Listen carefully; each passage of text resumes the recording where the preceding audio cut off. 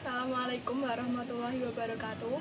Kami dari kelompok 3 akan mempresentasikan hasil diskusi dari kelompok kami tentang kaidah dasar kalimat dan kalimat efektif.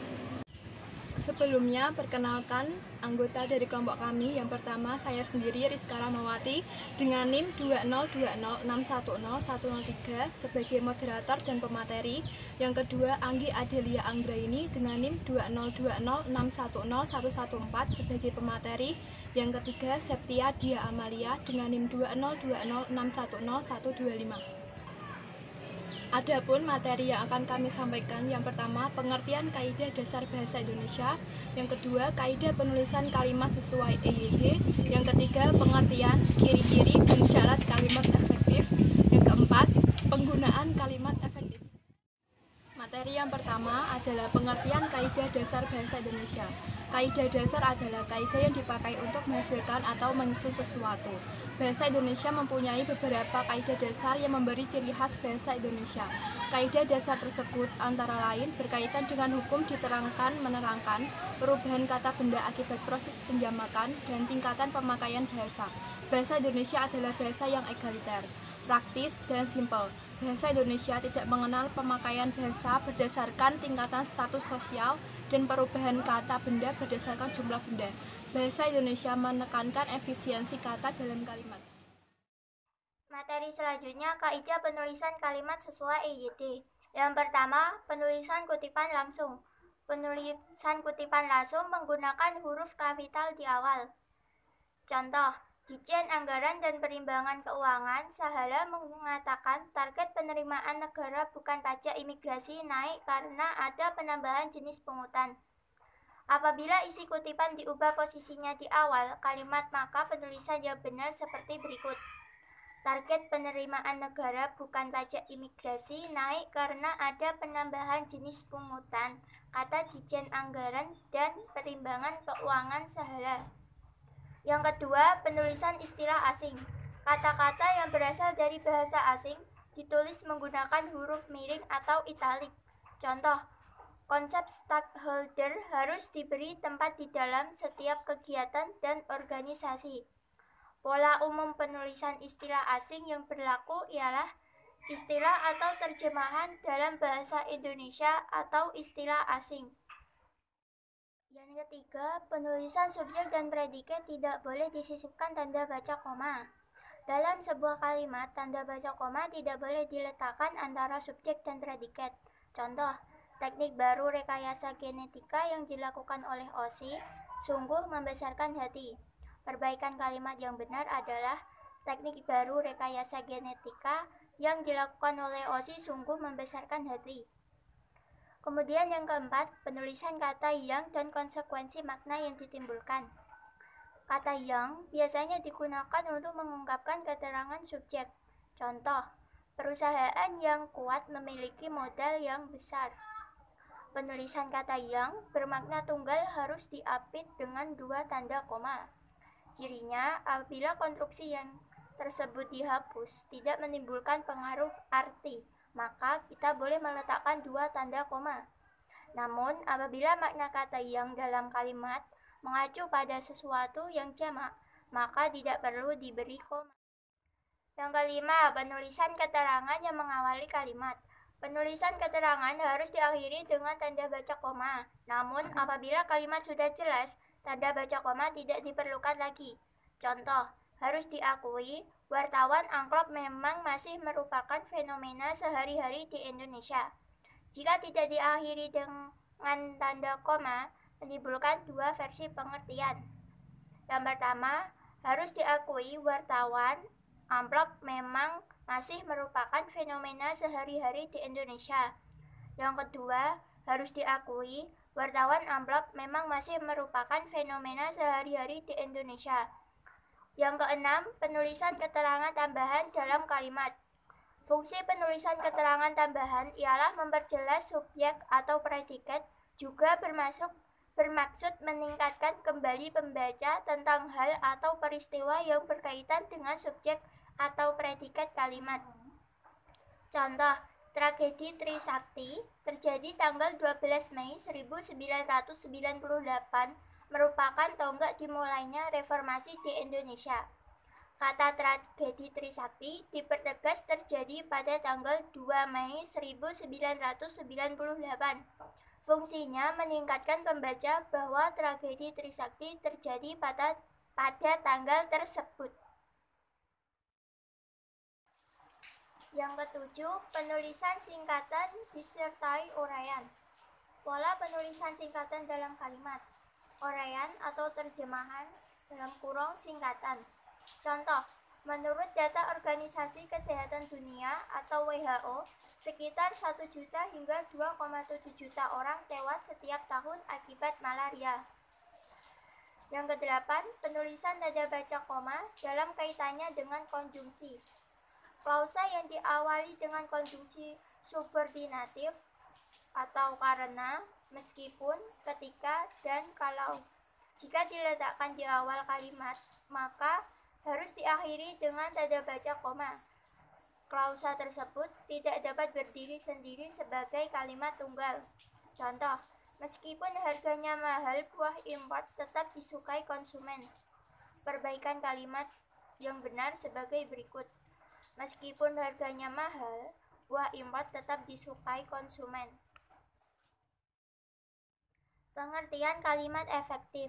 Kalimat efektif adalah kalimat singkat, padat, jelas, lengkap, dan dapat menyampaikan informasi secara tepat. Dengan demikian, kalimat efektif ini pun disusun berdasarkan atas kesadaran penulis untuk mencapai kelengkapan informasi yang diinginkan penulis terhadap pembacanya. Ciri kalimat efektif, syarat kalimat efektif, dan penggunaan kalimat efektif. Ciri-ciri kalimat efektif yang pertama adalah kelengkapan. Kelengkapan dari segi tata bahasa, sekurang-kurangnya kalimat itu harus memiliki unsur subjek dan predikat. Dari segi unsur fungsionalnya, kalimat terdiri dari atas subjek, predikat, objek, kelengkapan, dan keterangan. Contoh, bayi itu menangis. Bayi sebagai subjek, menangis sebagai predikat. Contoh lainnya, seorang pelajar menenteng tas sekolah. Seorang pelajar sebagai subjek, menenteng predikat, dan tas sekolah sebagai objek. Ciri yang kedua, kesejajaran. Menurut Wijono, kesejajaran adalah kesamaan bentuk kata yang digunakan secara konsisten. Misalnya, kesatuan, kemakmuran, kedamaian, kesejahteraan. Semua kata itu memiliki unsur yang sama, kesamaan dalam bentuk kata. Contohnya, proposal penelitian ini sudah lama diajukan, tetapi dosen pembimbing belum menyetujuinya. Kalimat tersebut akan menjadi efektif jika unsurnya disejajarkan menjadi proposal penelitian ini sudah lama diajukan, tetapi belum disetujui oleh dosen pembimbing. Ciri yang ketiga adalah pemakaian kata hemat. Kata-kata yang bersinonim sering digunakan sekaligus. Contoh kata-kata yang bersinonim digunakan sekaligus yaitu adalah, merupakan, demi, untuk, misalnya, seperti, dan agar, supaya. Contoh, korupsi adalah merupakan kejahatan yang terjadi dalam realita ekonomi. Kalimat tersebut tidak hemat karena menggunakan kata adalah dan merupakan dalam satu waktu. Perbaikan kalimat yang benar yaitu korupsi merupakan kejahatan yang terjadi dalam realita ekonomi, atau korupsi adalah kejahatan yang terjadi dalam realita ekonomi. Ciri yang keempat adalah kepaduan. Kepaduan akan terlihat dalam penggunaan kata penghubung, baik itu penghubung intrakalimat maupun antar kalimat. Pemakaian kata penghubung intrakalimat yang kurang tepat menyebabkan kalimat menjadi tidak efektif atau kalimat majemuk. Kalimat majemuk adalah kalimat yang terdiri dari dua klausa atau lebih, yang dari keduanya dihubungkan dengan kata penghubung. Contoh, meskipun seniman itu belum terkenal, tetapi hasil karyanya sudah banyak. Kalimat tersebut salah karena kedua klausanya berperan sebagai anak kalimat yang masing-masing diawali kata penghubung, yaitu meskipun dan tetapi. Ciri selanjutnya adalah kevariasian. Kevariasian kalimat dapat dilihat dari variasi struktur, diksi, dan gaya. Asalkan variasi tersebut tidak menimbulkan perubahan makna kalimat yang menimbulkan salah paham. Ciri yang selanjutnya adalah ketetapan pemilihan kata. Setiap kata harus mengungkapkan pikiran secara tepat. Penulis harus membedakan kata sinonim, struktur, idiomatik, dan lain-lain. Ciri yang selanjutnya, ketepatan ejaan. Kecermatan menggunakan ejaan dan tanda baca dapat menimbulkan kualitas penyajian tulisan. Sebaiknya, kesalahan ejaan dapat menimbulkan kesalahan komunikasi yang fatal. Selanjutnya adalah syarat kalimat efektif, yaitu 1. Kologisan yang terdiri dari kalimat pasif dan aktif harus jelas, subjek dan keterangan harus jelas, pengantar kalimat dan predikat kalimat harus jelas, induk kalimat dan anak kalimat harus jelas, subjek tidak ganda, dan predikat tidak didahului kata yang. Syarat yang kedua, kepararelan.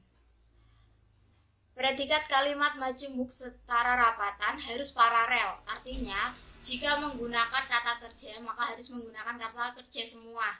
Dan jika menggunakan kata benda, maka harus menggunakan kata benda semua. Contohnya, harga minyak disesuaikan atau kenaikan itu secara wajar. Pembetulan kalimat yang benar, harga minyak disesuaikan atau kenaikan secara wajar. Syarat yang ketiga, yaitu ketegasan. Unsur-unsur yang ditonjolkan diletakkan di awal kalimat. Contoh, Presiden menegaskan agar kita selalu hidup disiplin. Dan yang kedua, membuat urutan yang logis. Misalnya 1, 2, dan 3, kecil, sedang, besar, anak-anak, remaja, orang tua, dan lain sebagainya. Contoh, penggemarnya tidak hanya anak-anak, tetapi juga remaja, orang tua, bahkan kakek-kakek. Syarat yang keempat, yaitu kehematan. Kehematan adalah penggunaan kata-kata secara hemat, tetapi tidak mengurangi makna atau mengubah informasi. Yang terdiri dari menghilangkan pengulangan subjek yang sama pada anak kalimat, menghindari pemakaian superordinate pada hipominim kata, penghindaran kesinoniman pada dalam kalimat. Syarat yang kelima adalah ketepatan. Ketepatan ialah pemakaian diksi atau pilihan kata yang harus tepat. Ketepatan terdiri dari pemakaian kata harus tepat, kata berpasangan harus sesuai, menghindari peniadaan preposisi. Sekian apa yang saya jelaskan, kurang lebihnya saya mohon maaf. Wassalamualaikum warahmatullahi wabarakatuh.